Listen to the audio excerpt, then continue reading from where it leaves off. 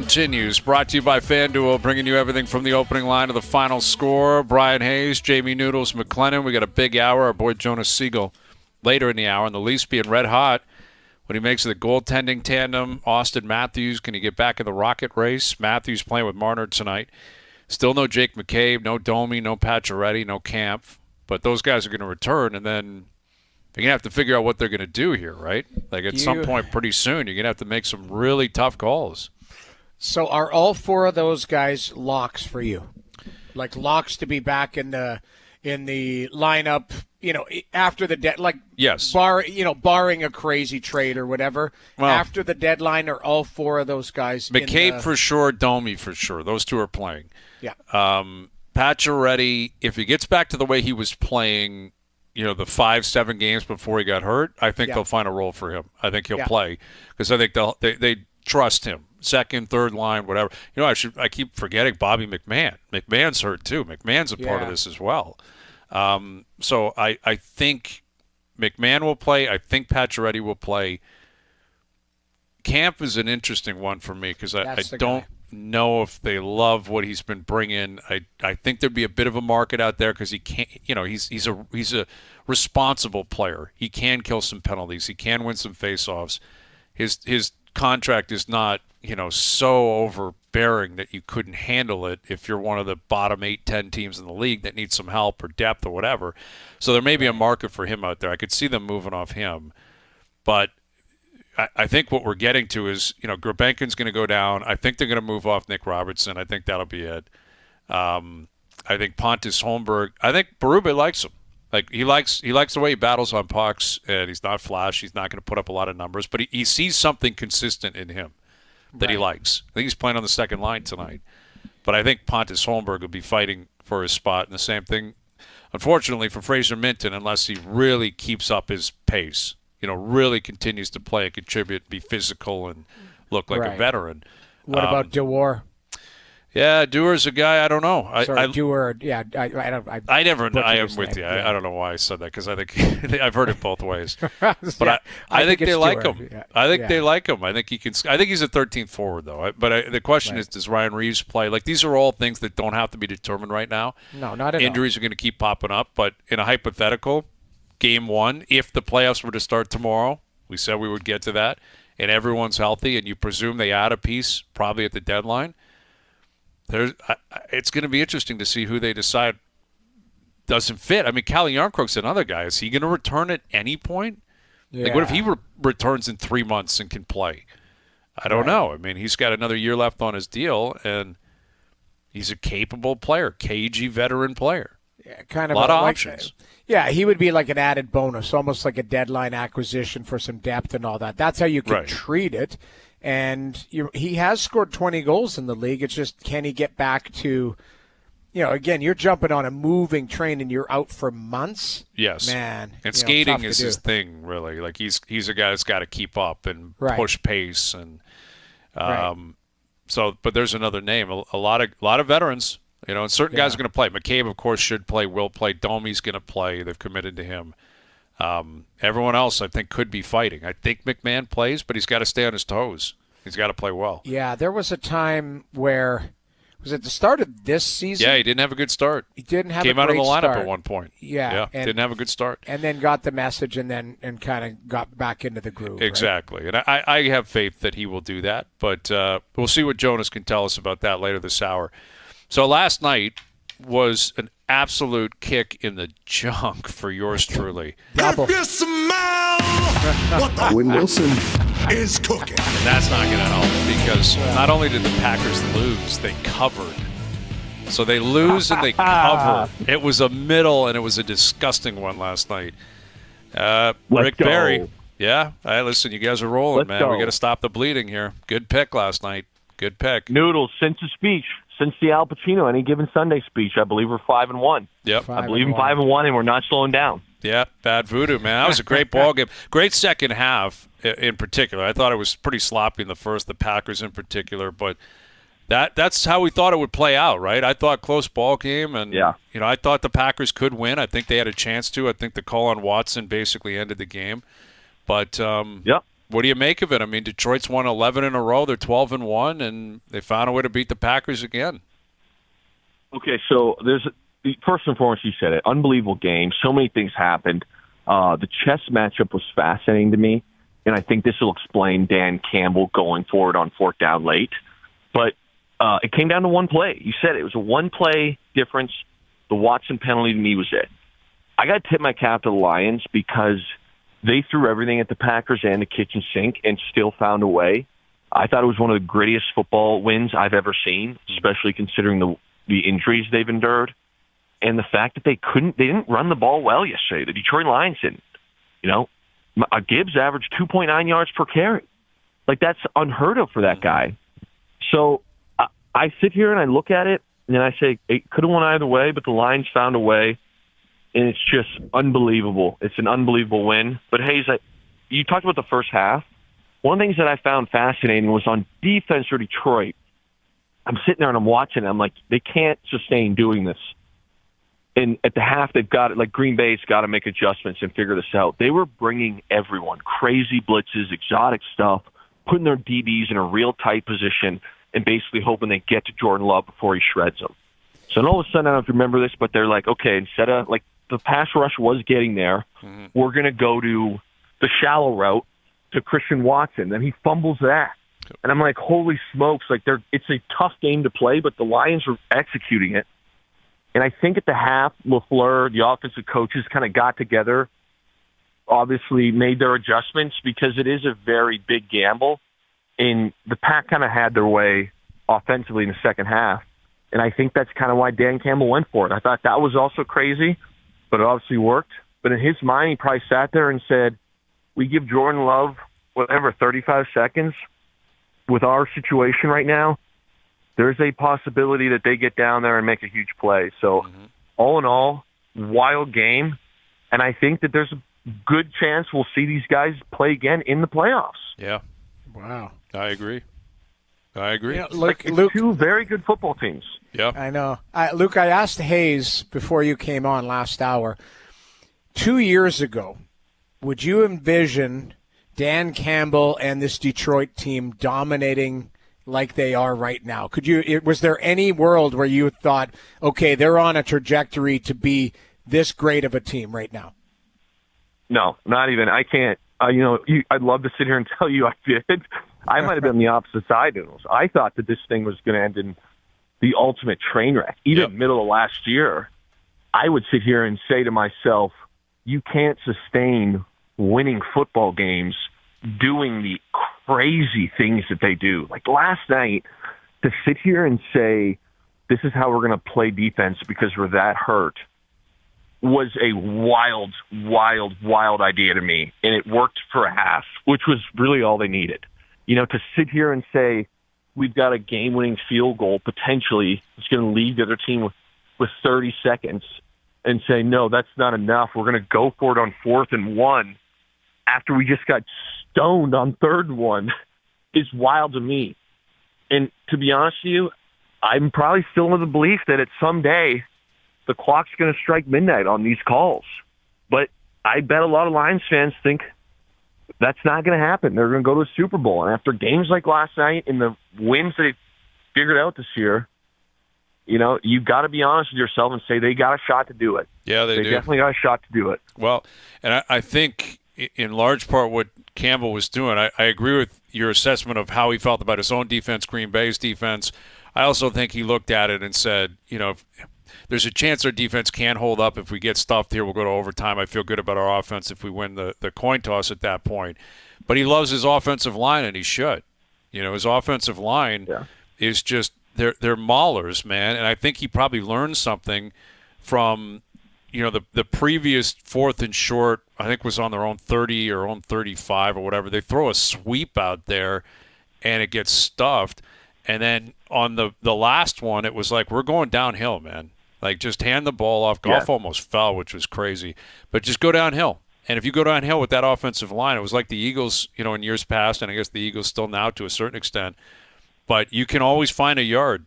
And That's an incredible mentality to have, an incredible confidence to have. And it's amazing the way that O-line keeps Goff upright, man. He's like Greg Maddux in the pocket. He never gets touched, and he's just efficient, and he hits the corners. Yep. And he threw the one bad pick last night. But other than that, the guy's a machine, and he never gets touched. He never gets hit. It's incredible. And he's got a very strong arm. Like, one of the things that I find very impressive with him is they do a lot of under center play action. And you saw it early where it's like, hey, you got to think of this again. I know when we're watching it, you're like, oh, he just threw it down the field. But I'm like, this guy takes the snap under center, turns his back to the defense, puts the ball in the running back's stomach, pulls it out, turns around, puts his back foot in the ground, and on an absolute rope hits Amon-Ra St. Brown or Patrick 15, 20 yards down the field right in the chest. Mm-hmm. And he consistently does it. Again, I know it's little things, but even Laporta caught a few of those yesterday where I'm like, man, this guy is back there slinging the pill. Yeah. Both of them. Yeah, it was impressive. Both of them. Like that throw by Love to Tucker Kraft was like a machine, man. Yes, even the one, it wasn't a touchdown, but he had a completion to Christian Watson in his own side of the field. Right. And it was like a millimeter. I'm like, this is like both of those guys. Again, like, would it shock me if that ends up being the divisional round or obviously depending on seeding, the NFC Championship? Absolutely not. And buckle up. I wouldn't be. It will be another great one. Well, the Toronto Maple Leafs may be taking a new approach to salary management, which could directly impact Mitch Marner's contract negotiations. During Kyle Dubas' tenure as general manager, the team didn't hesitate to spend heavily, and this trend began with a 6-year extension signed by Marner in 2019. At the time, Marner's $10.9 million annual cap hit set the market for superstar wingers, surpassing comparable players like Mikko Rantanen of the Colorado Avalanche, who signed a 6-year deal with a $9.25 million annual cap hit. Now, however, times seem to be changing. TSN's Pierre Lebrun recently reported that the Maple Leafs have implemented an internal salary cap, aiming to ensure no player earns more than captain Austin Matthews, who signed a 4-year extension worth $13.25 million per season in August 2023. The team's primary concern revolves around Marner's agent, Darren Ferris, who, according to Lebrun, might push for a percentage of the total salary cap instead of a fixed dollar amount. This could result in Marner's cap hit exceeding Matthews' $13.25 million, conflicting with the Leafs' new financial strategy. Ferris is known for driving negotiations to the limit, often taking his clients to free agency.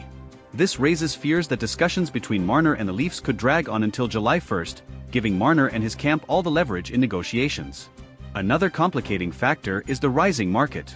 Lebrun noted that Mikko Rantanen believes he could secure $14 million per season as a free agent. This sparks the question, could Marner demand even more? And would Ferris take that gamble, knowing the Leafs might opt to move on and sign another player? Marner has made it clear on multiple occasions that Toronto is where he wants to be. As a local player with deep ties to the city, he's expressed his desire to spend his entire career wearing the blue and white of the Leafs. However, staying with the team may require him to accept less than market value, especially if the front office remains committed to its new salary structure. Such a sacrifice could be vital for the team's collective success and to avoid financial issues that have plagued the recent past. While negotiations are still in the early stages, it's evident that Marner's future with the Leafs is at stake. Maple Leafs fans may need to prepare for the possibility of significant changes, but they can also trust in the player's commitment to the city and the franchise to find a compromise. The Maple Leafs' decision to implement an internal salary cap reflects a broader shift in their team-building philosophy. After years of prioritizing top-end talent with hefty contracts, the organization appears determined to strike a balance between superstar contracts and depth throughout the roster. This strategy aims to avoid the pitfalls of past seasons, where a lack of financial flexibility often left the team vulnerable in critical playoff moments. For Mitch Marner, this shift creates a unique challenge. On one hand, his value to the Leafs is undeniable. A consistent top scorer and elite playmaker, Marner has been instrumental in driving the team's offense. On the other hand, his ability to command a salary that rivals or exceeds Austin Matthews could put the Leafs in a difficult position, especially with a potential need to strengthen other areas of the roster. As the 2023-24 season progresses, the Leafs must weigh the potential consequences of sticking to their cap philosophy. Losing a homegrown talent like Marner would undoubtedly sting for fans and the organization alike. However, allowing one player to dictate financial terms beyond the team's structure could hinder long-term success and force painful sacrifices elsewhere. Adding to the complexity is the looming free agency of William Nylander. If the Leafs are to stick to their internal salary cap, they may also face challenges in retaining Nylander, who could command a significant raise. Balancing contracts for both Marner and Nylander within the new framework could prove to be the ultimate test for Toronto's management team. Another factor at play is the team's ultimate goal, winning the Stanley Cup. While star players like Marner and Matthews are crucial, history has shown that depth and balanced rosters often prevail in the postseason. If the Leafs fail to manage their finances effectively, they risk falling short of building a championship-caliber team, even with elite talent. For Marner, the decision to stay with the Leafs might come down to more than just dollars. His connection to the city, the fans, and his teammates could be deciding factors. If he prioritizes legacy and loyalty over maximizing earnings, there's a strong possibility that he'll work with the team to find a deal that benefits both parties. Negotiations will also test Darren Ferris, known for his hardline tactics in securing lucrative deals for his clients. While pushing for top dollar is expected, Ferris may need to weigh the risks of alienating the Leafs management and fanbase. A prolonged stalemate could damage Marner's relationship with the team and its supporters. The Leafs management, led by general manager Brad Treliving, faces a pivotal moment. Treliving's reputation as a negotiator and team builder will be on full display as he navigates this high-stakes scenario. Striking the right balance could solidify his tenure in Toronto, while a misstep might set the team back for years. For Maple Leafs fans, the coming months will be filled with anticipation and uncertainty. Marner's future, along with the team's ability to stay competitive under financial constraints, will likely dominate conversations as the season unfolds. Supporters can only hope that the team's new approach leads to greater playoff success and, ultimately, the elusive championship. In the end, the outcome of these negotiations could redefine the Maple Leafs' identity for years to come.